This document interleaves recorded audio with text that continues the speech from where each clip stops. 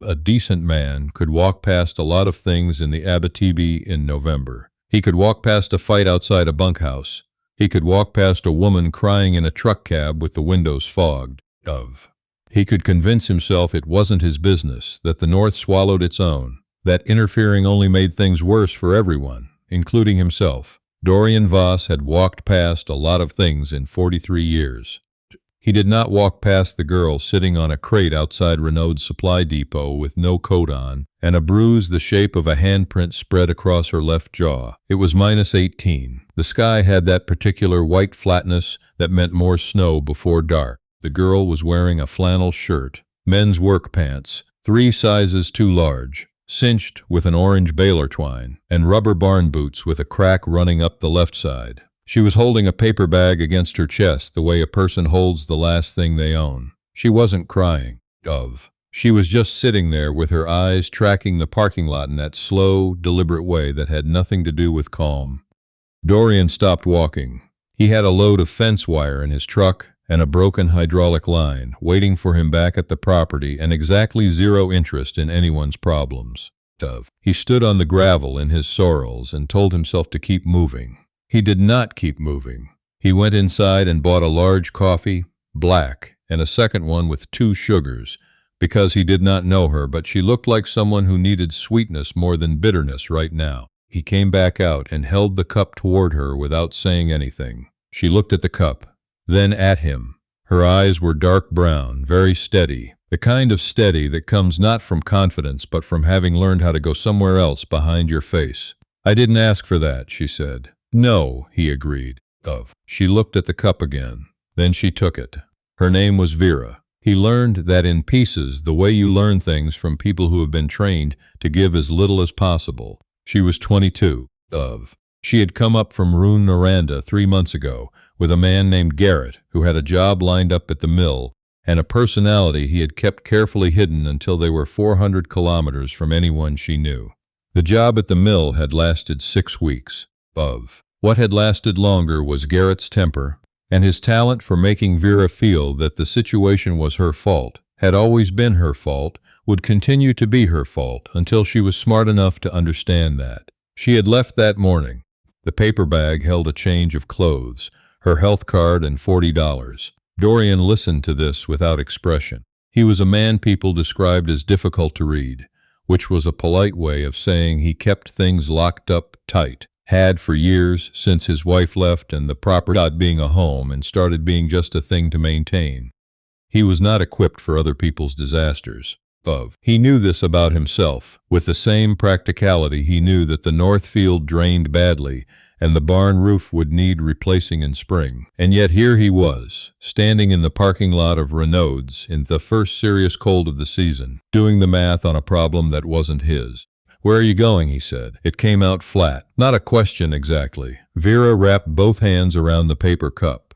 Her knuckles were chapped raw, split at the second joint of her right index finger. "South," she said. "Eventually, how bus. When I have enough. Buses don't run from here on Sundays." She looked at him. "It's Sunday?" He had a spare room that had been used for storage since 2019. He had a wood stove that heated the whole main floor. He had more food than one person needed because he bought in bulk and cooked once a week and ate the same meal 4 days running without thinking about it. He had 40 acres and a deteriorating fence line and a hydraulic problem that was going to cost him a long cold afternoon if he didn't get back to it. "I've got a spare room," he said, not offering anything except 4 walls and a roof until the bus runs Monday morning. He pulled out his keys and looked at the truck. "You can stay or you can sit here, your choice." She looked at the parking lot, at the road, at the white sky pressing down on the tree line. She was doing the calculation every woman does in that moment, weighing the known danger behind her against the unknown one in front of her. Dorian understood that. He stood still and let her look him over without flinching, because he figured the least he could do was be legible. "I don't know you," she said. "No," he said. "Dorian Voss. I own the Voss property out on Route 117. Ask anyone in there who I am." He nodded toward the depot. "I'll wait." She went inside. She was in there 4 minutes. He sat in the truck with the engine running and did not let himself think too hard about what he was doing.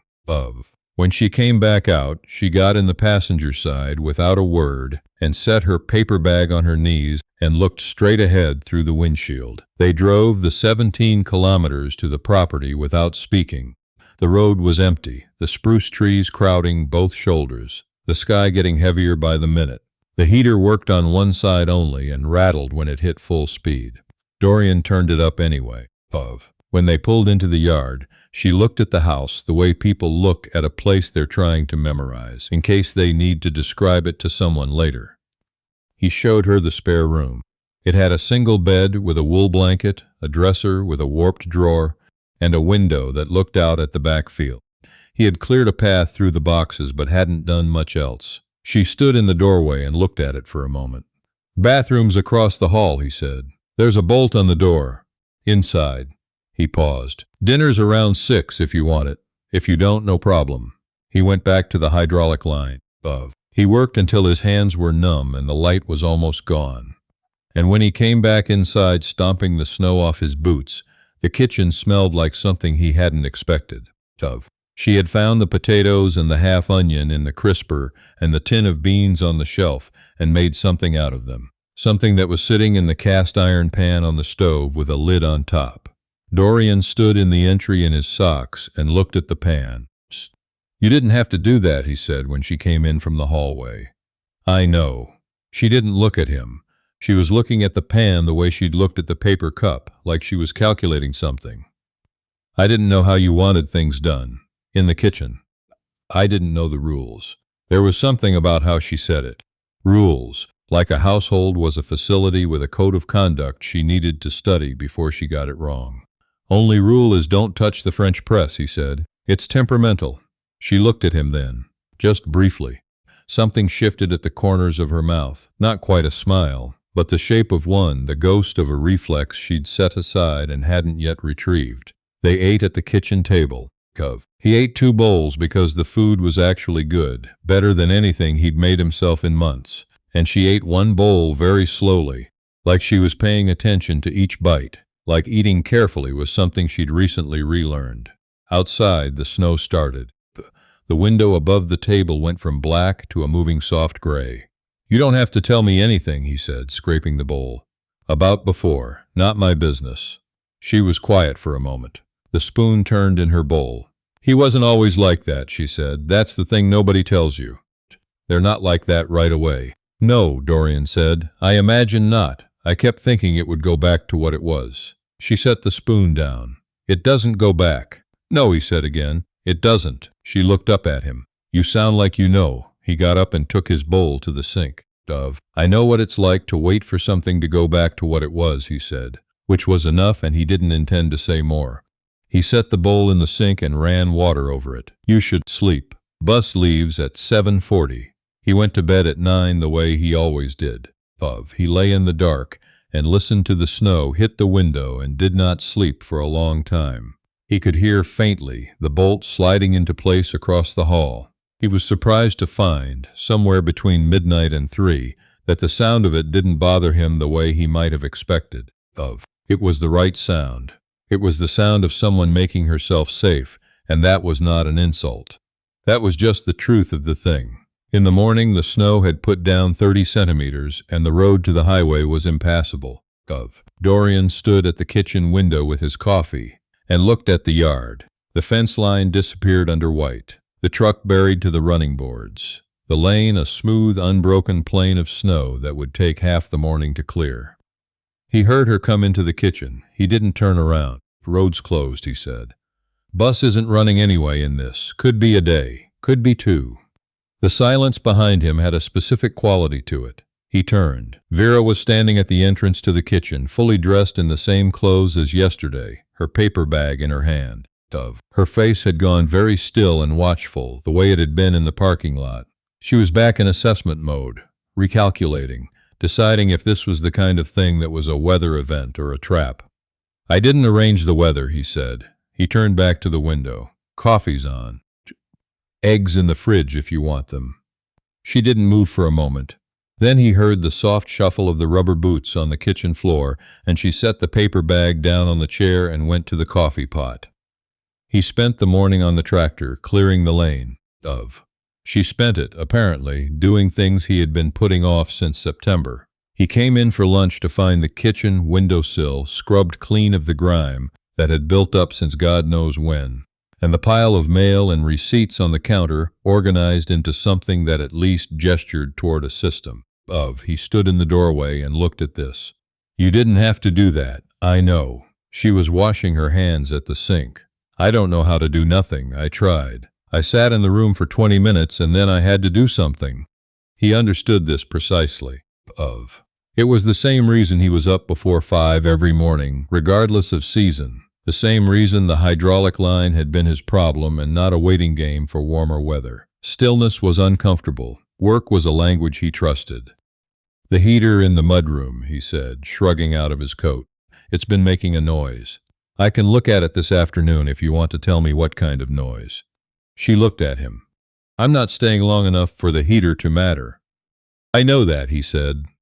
I'm just saying the noise bothers me, and you probably know what kind of noise, because you're the one who was in there this morning. A pause. Clicking, she said. Like something loose inside the casing. Fan blade, he said. Right. He went to the mudroom. She stood in the kitchen doorway watching him for a moment. Then she said, I can make lunch if there's something to make. Bread's in the tin, he said, head in the heater casing. Cheese is wrapped in the wax paper. The second day, the snow stopped. The third day, the road crew came through and opened the highway. Dorian heard the plow at 4 in the morning and lay in his bed knowing that was the sound of her leaving, probably, and he had no business feeling anything particular about that, so he didn't. He had the coffee on when she came out in the morning with her bag. He drove her to the depot without talking much. The morning was clear and cold, and the snow had turned everything blinding white, the spruce trees draped in it, the road a gray ribbon through all that brightness. He kept his eyes on the road. At the depot, she got out and held her paper bag and looked at the building for a moment without turning around. Thank you, she said. It's fine, he said. She started for the door. Vera. He didn't know he was going to say it. If Garrett comes looking. If he figures out where you stayed. My number's in the county directory under Voss on 117. He looked at the steering wheel. Not saying he will, just saying. She turned and looked at him through the window for a moment. Something moved in her face, something real, not the ghost of a reflex this time, but the thing itself, there and then carefully folded away again. She nodded once and went inside. Dorian sat in the parking lot for a moment longer than he needed to, then he drove home. She called 11 days later, at 7 in the evening. He was at the kitchen table with a parts catalog and a cold cup of coffee and the particular kind of quiet that had stopped being comfortable approximately 11 days ago. He found the depot, she said without preamble. The guy at the counter told him someone drove me somewhere. Her voice was steady, steadier than he would have expected. I didn't know who else to call. I'm in Rouen. I'm at a friend's, but she's got kids, and I'm not going to bring this to her door. Where do you want to go? He said. I don't. South, like I said. I have a sister in Kingston. I've been saving. How much do you have? She told him. It was not enough. I can cover the difference, he said. No, it's not a gift, he said. You can pay it back when you're standing. He paused. You don't have to take it. But I've got it and you need it, and that's the whole calculation as far as I'm concerned. A long quiet. He could hear traffic somewhere behind her, the ambient sound of a town, people moving around doing ordinary things. Why, she said. Not hostile, genuinely asking. He thought about this. He was not a man who talked about himself easily, had never seen much utility in it. But he had the sense that she had been told things by men for a long time. Told what was good for her, told what she owed, told what she was, and that what she needed now, the only honest thing, was the actual truth. Because I spent 20 years waiting for something to go back to what it was, he said. And it didn't. And if I'd had one person who just handed me the bus ticket without making me earn it, my 40s might have looked different. He picked up the cold coffee and looked at it. That's all it is, Vera. There's no other side to it. Another quiet, then, okay. He sent the money by e-transfer that night, the amount she'd needed plus enough for a meal on the road. He didn't sleep well, but he slept. In the morning, he went out to fix the section of fence the snow weight had taken down on the north side, and he worked until noon, And when he came inside, there was a notification on his phone. Transfer received. Thank you. He put the phone down and made lunch, and did not look at the phone again for the rest of the afternoon. She showed up in April. He heard a car in the lane and came out of the barn expecting the propane delivery, and found a 10-year-old Civic with a cracked bumper idling in the yard. Vera got out. She was wearing a proper winter coat, though the worst of the cold was over, and her hair was different, cut shorter, and she looked. Different was the word he kept arriving at.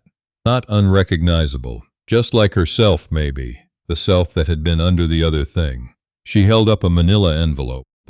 I paid back the Abitibi thing in January, she said. This is the interest, except I'm not calling it interest, I'm calling it something else. She set the envelope on the fence post. It's jam.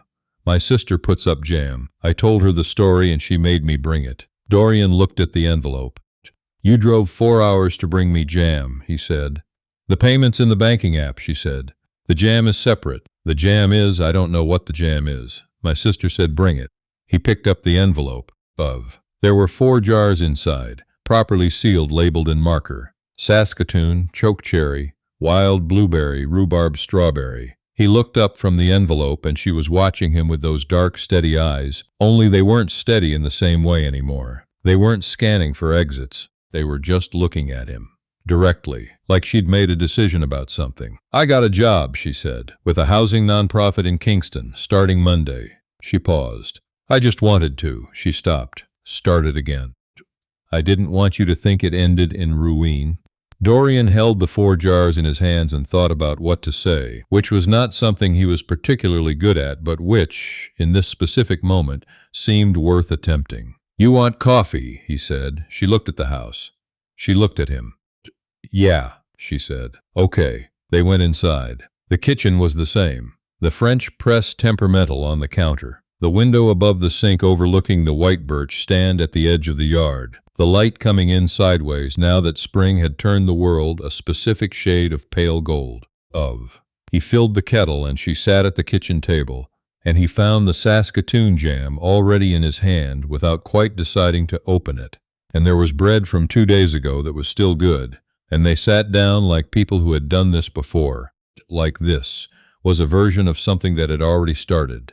Somewhere in a parking lot in November, in a cup of coffee with 2 sugars, in the particular sound of a bolt sliding home across a hallway. Outside, the north field was running with meltwater, braiding down toward the tree line, going wherever it went. The season had turned. Dorian Voss had been convinced for some time that his quiet, managed life was the only shape available to him, had built the whole fence line of himself around that idea. He passed her the bread. She opened the jam without asking. Some things don't go back to what they were, but sometimes quietly, without announcement, they become something else entirely.